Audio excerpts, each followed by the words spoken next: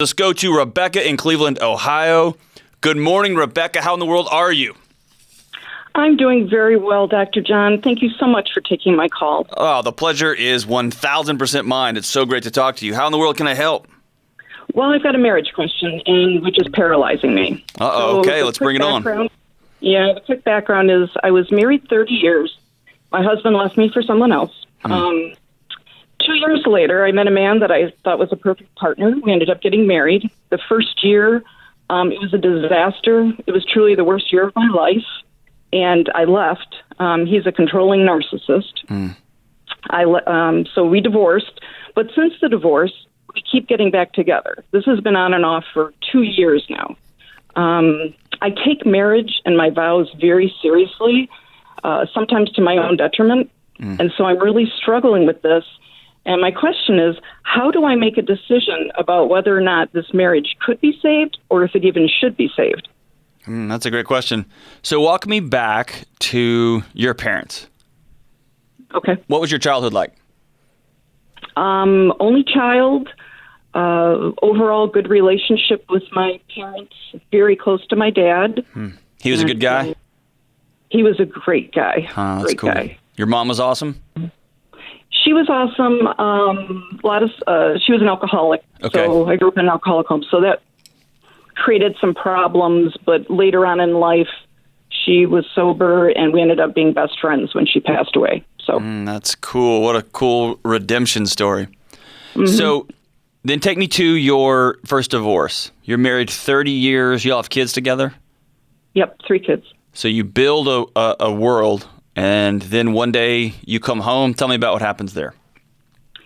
Well, it is a long story, but due to a lot of travel, this person got involved in a lot of infidelity in another country. I want to back that out, because the way you said that is you blamed the travel for the infidelity. So this your first husband traveled a lot, and while he was traveling, he chose to violate your marriage covenant, right? Right. Gotcha. Okay. Towards the end, when it all came out, we agreed to reconcile, and I actually moved to the foreign country to be with him to start over. Forgave him, and about 2.5 weeks into that, he said he changed his mind and sent me packing. Ooh. Yeah. That was more devastating than even finding out about the infidelity, because I thought we were all set to, move on to a second chapter of our lives. Had he cheated on you throughout this 30-year marriage? Is that something that happened there at the end? Did y'all just grow apart over time? Or is it something woven through the DNA of your relationship? There were a lot of reasons, a lot of dynamics as far as how he was as a father to one of our children, that created a lot of rift. And we were actually really good partners, good teammates. And when we changed our roles within the marriage, where I gave up my career, stayed home, homeschooled, and then he became the breadwinner because I used to make more, our roles changed. Instead of being teams and partners doing everything together, now it was very much he was working and I was the home person taking care of all of that. Gotcha. And I think that contributed to this. Okay. And so fast forward now, how long were you between marriages? Let's see, 4 years. 3 years. Okay. Did you date during that time? Were you celibate during that time? Was it just a season of loneliness and searching and trying to figure out who in the world you were? No, I had been dating. Okay. I had wanted to be in a relationship with someone, and actually I had gotten to the point where I was pretty comfortable on my own, being very independent and feeling good. But this person just seemed like this was the one. Yeah, you used a word that for anybody who works in mental health counseling or coaching is a giant, pulsing red neon sign of danger, danger, which is he was perfect. What made him perfect? That we could spend hours and hours talking. He was very active in his church. We seemed to have similar values in that regard. Worked well together. We ran some ministry things at church together while we were dating. He was a great parent, so he kind of filled that void that the other spouse did not. Were y'all romantically involved? I mean, was he a good kisser? Okay. Okay. Okay.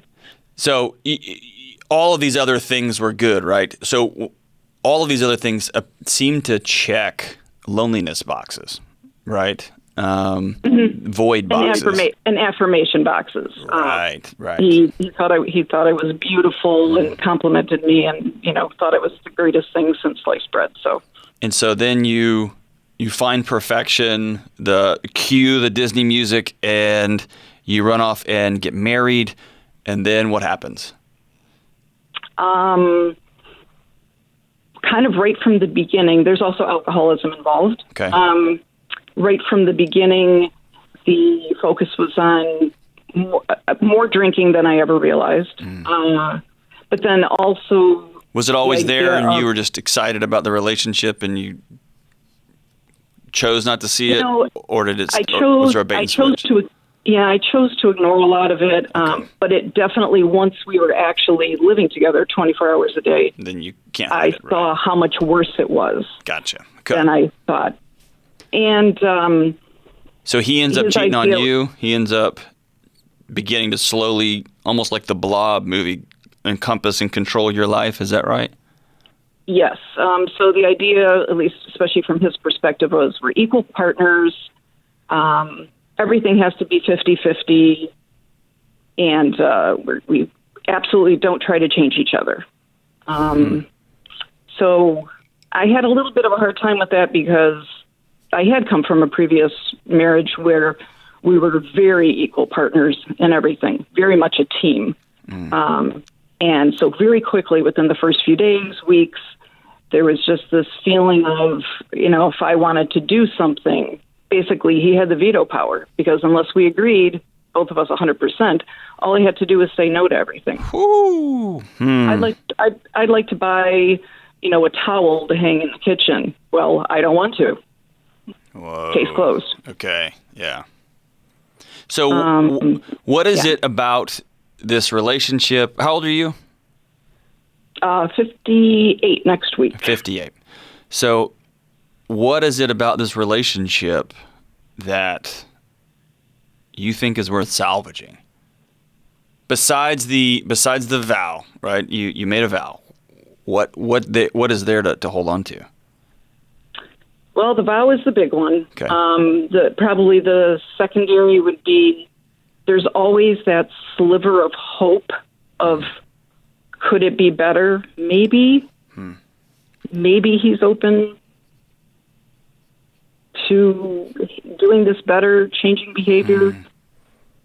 So I want to step back 30,000 feet and paint a full picture of Rebecca. Okay. As the daughter of an alcoholic mom, you have been in a peacekeeping role. You have been in a partner management role since you set foot on earth, right?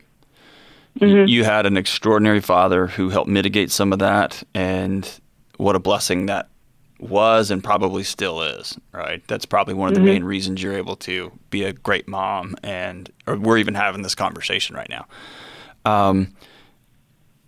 But I want you to watch the step back and look at the relational dynamics that have played out through your life, which is somebody does something, they withhold from you or they traumatize you, right? They go to another country, they cheat on you, they kind of rub your nose in your vows, and then they invite you out there to start over, and then they rub your nose in that decision again.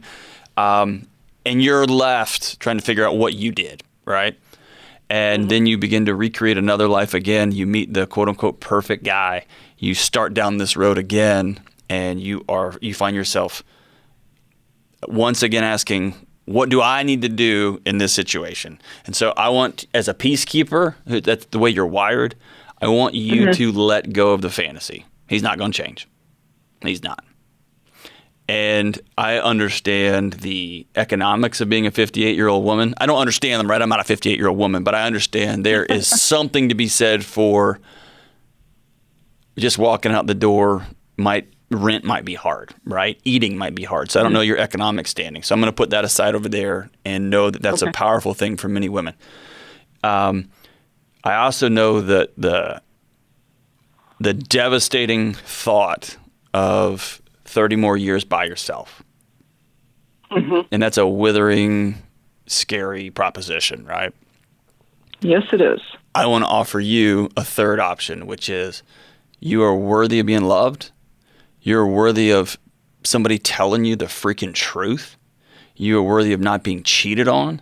You are worthy of buying your own freaking towels in your living room, in your kitchen. Okay? And since you were 4, your worthiness has been based on making sure the people around you are doing okay and that they're happy and golden and joyful and fill in the blank. And you might have got a taste of that in between the 2 husbands. We'll call them butt crack 1 and butt crack 2. You probably had some peace there, but you're also lonely, right? And here you are with yet another decision. So I can't tell you whether to leave him. I can't tell you whether to divorce him. I can't tell you what tomorrow's going to look like for you. I can tell you this, he's not going to change. He's going to be the way he's going to be. And I can tell you that you're going to have to make a decision between loneliness. You're going to have to make a decision between moving around your kids and making them and your grandkids your new world, or you're 58 years old. I can tell on the phone that you're fun to hang out with. I can tell on the phone that you care about other people. You were willing to pack up and move across the world for some knucklehead. So I know you're a kind of a person who's loyal, lovely, fun. There is some dude out there who would love to have you by his side, who's going to treat you with respect, who's going to treat you with dignity. But here's the challenge. Until you stop replaying this cycle, you're going to continue to attract people that bring chaos into the world, that need your peacekeeping for them to get to the next day. And so I'm going to strongly recommend you step back, and you may have been to counseling before, you may have sat with a professional before, but I want you to go sit with somebody who's going to walk you back to day 1 and talk about the trauma you endured as the daughter of an alcoholic mom, as somebody who was able to reconnect that relationship later on in life. And you probably had to do some peacekeeping there, probably some shoving down and some denial and some, hey, it's all okay. The past was just the past, so that you could have this new relationship before your mom passed away. And I want you to work really hard to get to a place where you can look in the mirror and know that guy totally, your first husband totally left you in the dirt. The second guy was not what you thought. And that brings me to this big picture that folks often deal with when they've been cheated on, when they're working through divorce, when they're working through, oh my gosh, I'm in relationship number 2, number 3, and that's falling apart, is you start to lose trust in you, right? And that can be the most devastating thing, because you thought you were right. You thought he was perfect. You thought you'd learned all your lessons the first time after 30 years, 3 decades. And here you are again. You thought you knew what was next. You thought you knew what you wanted. You thought you knew this guy. And oh my gosh, I don't trust myself anymore.